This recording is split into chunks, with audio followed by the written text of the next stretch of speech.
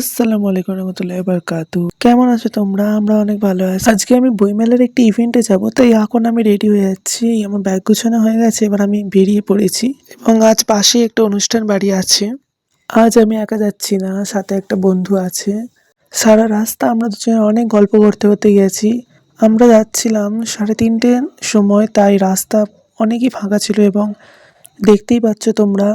এবং এটা একটা শর্টকাট, আমরা যাচ্ছিলাম যখন।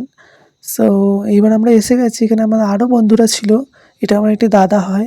এবং যেতেই আমাদের স্যার আমাকে ব্যানার নিয়ে দাঁড় করিয়ে দিয়েছে, আমাকে আর আমার বন্ধুকে। এবং এই দেখুন, বিজ্ঞান মঞ্চ থেকে নিয়ে এসেছে এবং আমাদের পথযাত্রা শুরু হবে। স্টেশন থেকে আমরা যাবো বই মেলা অবধি।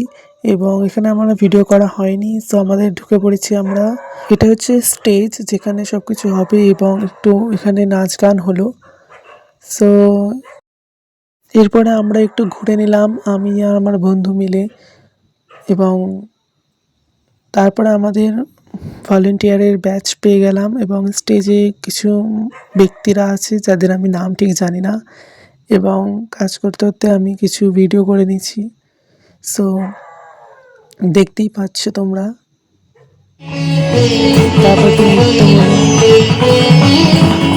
সো তারপরে আমরা বাড়ি চলে এসেছি একটু কর্মচারীদের জন্য খাবার নিতে।